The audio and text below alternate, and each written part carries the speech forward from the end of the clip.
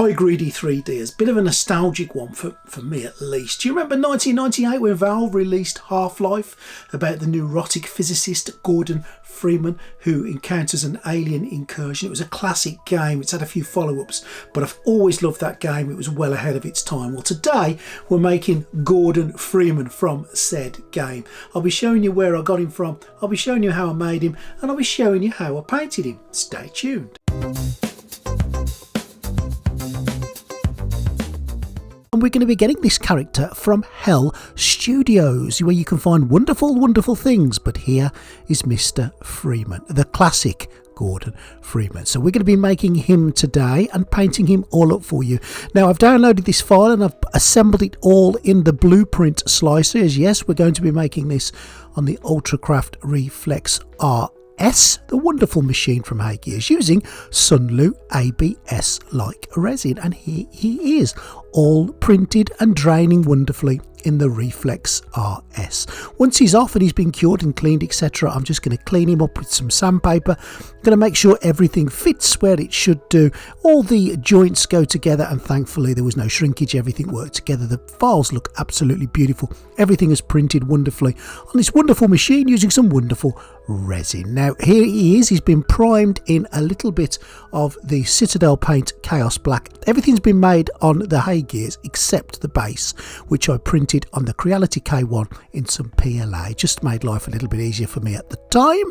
And I'm going to give the first layer of charred bone onto the crab-like creature. It's like a little face hugger kind of thing, if you will.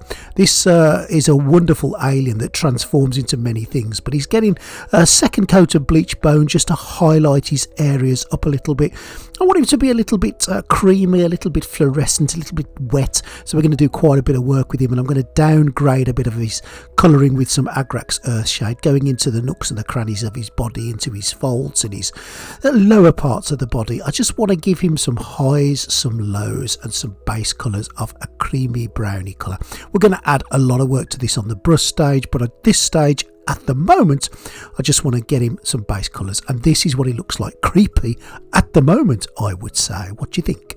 So let's move on to the brush stage now, and I'm starting off with some pallid bone from the Army Painter, and I'm going to go over his, like, I don't know if they're claws or their feet or whatever they are, but they're like the same as I do teeth, really. So I'm going to go over this creamy colour with them, and they will give a graduated colour of a yellowy, browny, horribly colour, and that's what I want for his teeth here, for his claws, and for his weird stubbly feet. I'm going to take some red tone next, and I'm going to add that in there as well. If you look at the archive picture for this crab-like creature, his feet are kind of reddy coloured. They've kind of got some bloody colour on them, so I want to do that. Now I'm going to take some of this from the reference pictures, but I'm also going to go a little bit ad-lib on it as well. I just want to enjoy my time painting this crab-like face hugger thingy, so I'm going to get quite a bit of that red tone on him. I really enjoy painting aliens like this, and I think you can get a tone a little bit, and the joy with printing your own things is you can do exactly what you want to do to them when you want to do to them. So a little bit more work on the old face hugger, and I'll let you just watch me put a few bits of paint on him.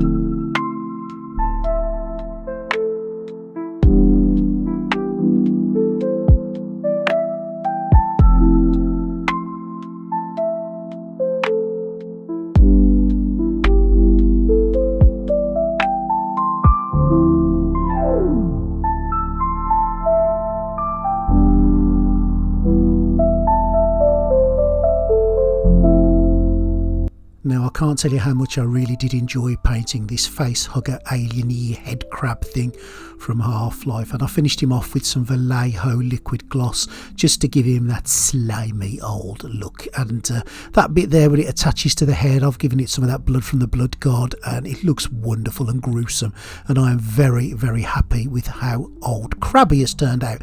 Now, for Gordon Freeman, his head, the skin tones, I did exactly the same that I do all my skin tones, and I'll put a link at the end to a description of a video where I show you what I do. The rest of it is pretty standard. Hair was a black colour with some brown highlights and some silver. I painted the eyes as I always do eyes. I will be doing an eye video coming up very, very shortly, but that's Gordon Freeman's head in a nutshell. I've done plenty of face, skin and head videos, so I'm not going to go into too much detail here, but I'm really pleased how old Gordon's head has turned out. Now, for his armour, his kind of radiation suit, I'm going to get some silver on a dry brush, and I'm going to dry brush the whole thing over. The majority of Gordon's costume, his radiation suit thingy, is silver with some orange on it, but I want to give it a baseline of a nice bright silver colour. So I'm going to dry brush it right the way across, absolutely everything, and then work my way back. The base is going to get exactly the same treatment with some dry brushing across the edges of the bottom bit. And again, the gantry bit, which I think is a beautiful bit of kit. Now, this was PLA printed on the Creality K1. I'm going to give that a dry brush across as well with silver all the way over. Now, I need to make that look a little bit more characteristic and bring a bit of attention to the eye. So I'm going to put some pure red on the base.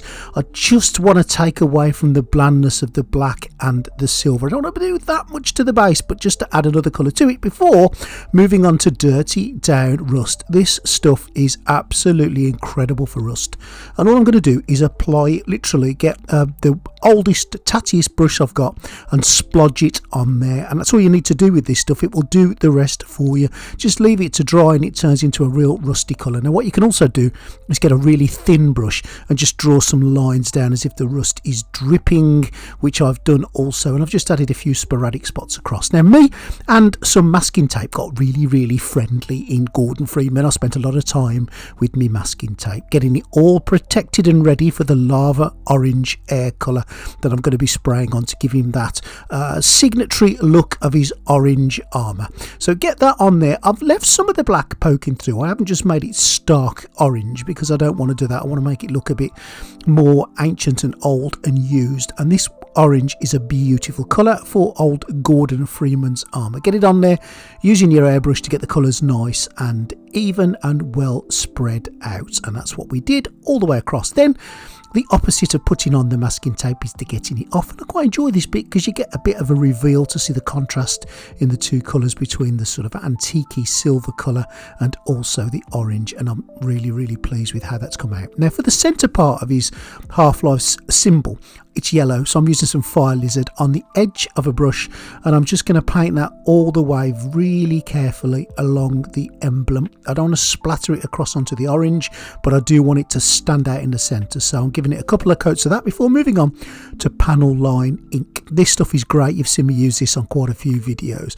You literally just get a double on your brush, touch the areas that you want. It's usually in the areas where two parts join, and it just uses some kind of witchcraft, I think it is, or maybe it's osmosis or diffusion or just plain old gravity, but it pulls and it pulls and it puts itself in the little holes and gaps. If you put too much on, just wipe it off, and that itself then just gives it a dark colour and makes it look a little bit aged. But I like the way it just pulls. Look at this here. It pulls right into all those gaps and all those crannies and all of those nooks. I'm just going over it, maybe too much, maybe not. Let me know what you think in the comments, but I like to see the contrast in it, and I think it really does do a fabulous job, especially on edges within plain colours like the orange. Nearly finished now. I'm just going to take some rough iron and I'm going to dry brush the centre part of this before painting on some lights, and that is Gordon Freeman pretty much done and dusted. 3D printers in the room, building dreams from plastic spools, metal and resin style. Watch it printing for a while. Memories and layers tight, creating wonders day and night. Greedy for the next big thing. What amazements will it bring? From the man cave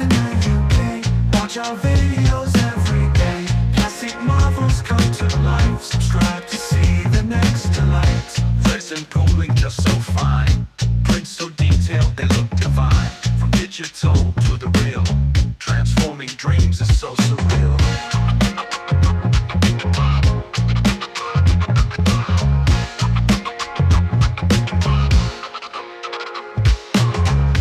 YouTube channel on the rise.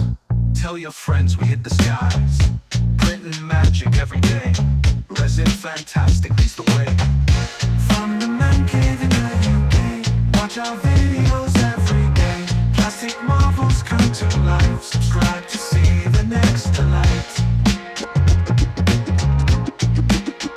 For me, one of my favourite builds so far, and I always get excited when I get a new 3D print and put it together and paint it, but this one especially for the nostalgia value alone, Gordon Freeman I've really enjoyed making.